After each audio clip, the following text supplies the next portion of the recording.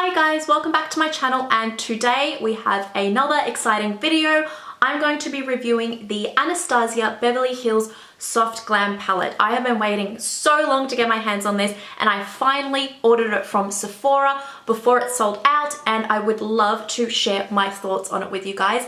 So if you'd like to see a demo, first impressions, and hear my thoughts about this palette, then keep on watching.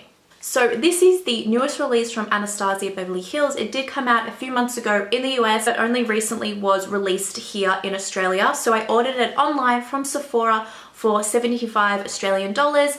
As you all know, it's significantly cheaper over in the US. It retails for about $42 to $45 there. I was so excited to get my hands on this before it sold out because these usually go as soon as they're put up on the website. So I was so happy, and spoiler, I fell in love with this palette immediately. So as I'm sure you guys are all aware, the Modern Renaissance palette is one of the best palettes on the market of all time. I use this every time I want to have a really beautiful glam look. So I was very curious to see how this one would compare. So this is what the product looks like. It has the same signature felt packaging as all other Anastasia palettes, and it has the name in white here stamped across, and then the beautiful logo in rose gold, and it opens with a little tab, and this is what the palette looks inside. So it has the same big mirror, which I love. It does come with a brush as well, just the same brush it comes with every palette. As with all Anastasia palettes, there is a downfall with the packaging. I find the felt so difficult to keep clean. Even when I keep it in its box or I wipe off excess with my makeup wipe, it always seems to get dirty. So that's the only drawback of this packaging. I mean, it does feel amazing, but it is very hard to keep clean.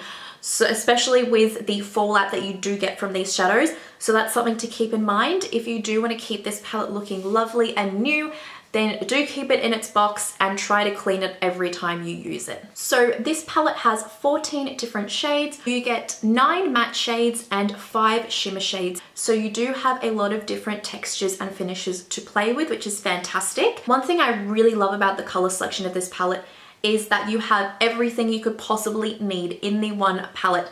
You have a beautiful matte white as a base. You have your matte black, which comes in handy for so many looks. You have your darker outer corner and transition shades here, your lighter transition shades, and then your pops of shimmer just to add a little bit of glam to the look. So the first thing I noticed when I did use this palette was the fallout. As with a lot of other Anastasia palettes and other palettes from other brands that are of a high quality and very pigmented and creamy, you're going to get fallout. So that is one thing to keep in mind. When I dipped my brush in, you do get a lot of fallout. So try to be a little bit lighter handed when you're going in, especially with the shimmers. They produce a lot of fallout. So typically I usually do my eyes first before my foundation and everything else, because the fallout does tend to ruin the look a little bit. So I just recommend doing that when you are using these palettes, doing your eyes first and the rest of your makeup after, just so you don't get any smudges under the eyes. The pigmentation on these colors is extraordinary, especially on the mattes. I was so surprised. When I first went in with Tempera, I was shocked at how pigmented it was just as a base color. And with all of the other colors that I used, like Dusty Rose and Mulberry, highly, highly pigmented. And I was even more surprised by the pigmentation of the shimmers. So with Sultry, that is highly pigmented. So go in light with your brush because it packs a punch. Rose Pink wasn't as pigmented, but when I did wet the brush with some Matte Fix Plus, it did perform a lot better. And Glistening is the most beautiful shade in this palette, in my opinion. It's got a beautiful champagne gold orange duochrome effect to it, and that is highly pigmented, especially when you wet the brush. So I'd recommend, if you do want more of a powerful look and more pigmentation with your shimmers, go in with a wet brush. But they do perform really well even when you don't. I just want to dip in and show you guys how pigmented these are. Oh, so rich and creamy. That's just one swipe. And that one didn't have as much kick up on it, which is nice, but I'll swatch it just to show you guys how pigmented that is.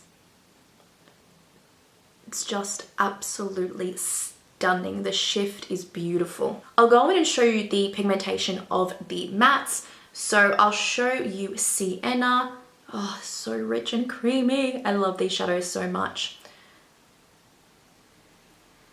How pigmented is that? It's just so rich and creamy. Another thing that really impressed me about this palette was the blendability. Anastasia always has the most beautiful, rich, creamy shadows, so it is really easy to blend them together. And what I really like about this is no matter how much you blend, you don't blend away the pigment, which is really nice. And it all just blends together seamlessly, blends like an absolute dream. So that's another thing that I absolutely love about this palette. So in terms of price, yes, this is a very expensive palette. All of Anastasia's products do tend to be on the pricier side, but in saying that, you are paying for the highest of quality. It is honestly, in my opinion, worth the extra money because you don't need to go out and buy a whole other lot of palettes. You have everything you need just in here. So yes, very expensive, but if you do appreciate high quality makeup, worth the investment. So if I were to compare the Soft Glam palette to the Modern Renaissance palette, I would say the quality is just the same, if not better. You really do get a consistent quality throughout Anastasia's palettes. I know that they have had a few hiccups, especially with Subculture, but generally you can rely on them to best quality shadows. If I were to choose which one is my favorite, I'd say they're too different for me to choose a favorite, to be honest. But if you were to get one or the other, I would actually go with the Soft Glam, just because I think it has a better range of colors and they're more versatile, and you do have everything that you need in the one palette. So if you're looking for a warm toned, neutral based palette that has everything you need, then I would definitely pick this one up. So overall, I absolutely love this palette. It's even better than I expected, and I am so happy that I picked it up. Anastasia has done it again and produced an absolutely gorgeous palette, especially for the autumn or fall season. Perfect for a beautiful, warm, neutral look, and I cannot wait to experiment with this palette even more and see what they come up with next. Thank you guys so much for watching. I hope you enjoyed the video. If you have any other ideas for products you'd like me to try, please leave them in the comment section down below. Don't forget to like and subscribe. I love you guys. Bye. So I am going to get started and create a look using the Soft Glam palette. Yes, if my face looks a little scary right now, that's because I do my eyes first, because I always get a lot of fallout and have to end up redoing all my makeup. So I'm going to get started. So I'm going to go in first with Tempera, and that's just going to go all over the lid as a base. Oh, yeah, there's a lot of kickback, but that is expected for Anastasia palettes. Their shadows are so soft, so that's always going to happen. So pigmented, just even on the first layer. See that? Really pigmented. It's got a really nice like light sheen to it as well. So perfect for under the brow and also in the inner corner just here. I think we're going to start off here with Dusty Rose, just this shade right here. It's a gorgeous light rose color. I think would be perfect in the crease and as a transition. So, whoa. So yeah, there is quite a bit of kickback.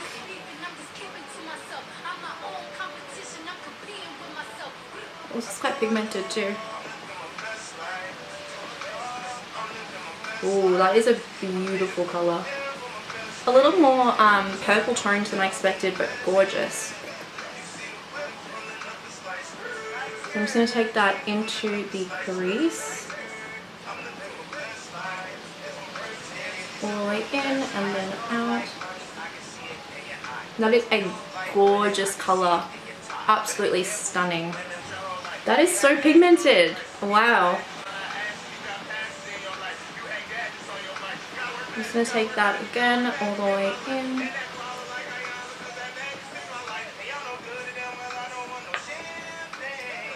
Okay, so I'm going to go in a little bit more just to darken it up a little bit. These blend so nicely, really, really easy to blend in.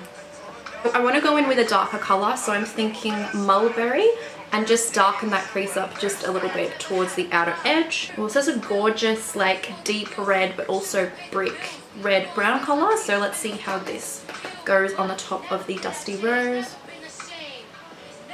Oh, that is stunning. That is so beautiful. That comes off a little more purple red than I thought it would. It looks a bit more brown in the pan, but it's got a gorgeous rich red color to it. That is stunning. Oh, this is so beautiful. So I'm just taking that out and darkening the crease. That is absolutely stunning. I'm obsessed with that color. So I'm just going to go in a little bit again with the same brush, in with Dusty Rose, just to fill in a little bit more color here before I put on the lid. So I'm going to go in and blend that a little bit because it looks a bit crazy. Alright, let's blend it a little bit. So they blend out really nicely. So I'm going to go back in and darken up with Mulberry just a little bit to get some more pigment back in there.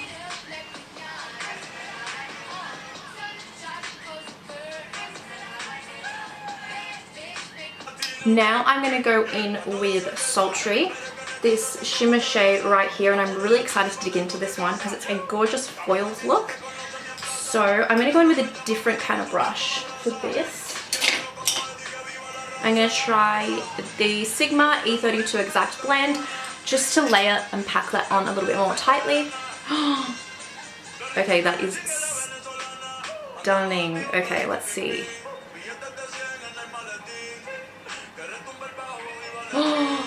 That is amazing. That is so beautiful. Oh my lord. Anastasia. That is seriously the most beautiful shimmer shade. A lot of fallout. So, but that's to be expected. So I'm just going to kind of pack that into the outer corner. See, even blending that in, it's the pigment and the shimmer still stays, which is awesome. So I'm just going to go in again with another layer of Sultry and just pack that on a little bit more to get more of a shimmer effect. Seriously can't get over how pigmented this shimmer shade is. That's really rare for shimmer to be that pigmented right off the bat. So now I'm going to go in with the shade that I'm most excited to try, and that is Rose Pink. So it's just a light, as it says, rose pink shimmer shade. So I'm going to try that first, just on the brush, just on the center to see how it performs. If it's not as pigmented as I like, then I will go in with some MAC Fix Plus to intensify the color. So the more that you pat that on, it does get more pigmented. So I don't think I even need to go in with any MAC Fix Plus at this stage. I'm going to now try the shade Glistening, which is a beautiful champagne shade, and I'm going to do that towards the inner corner. So it has a little bit of more of a yellow undertone, so we'll see how that goes. Oh, that is stunning. That is really beautiful. Almost has like an orange reflex to it. That is so beautiful. I think I might go in with a little bit of MAC Fix Plus for this shade. Oh yeah, that builds it up a lot more.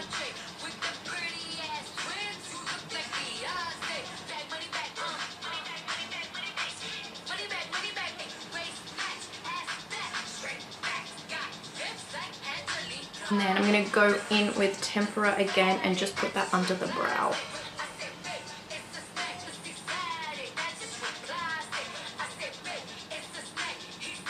Okay, so it's a lot more intense when you add the Fix Plus.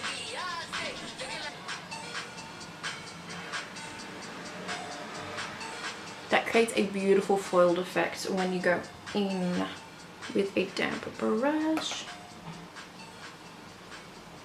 So now I'm going to add eyeliner, mascara, and maybe some lashes and do the rest of my makeup, and then I'll come on and give you guys a more in-depth review of the palette.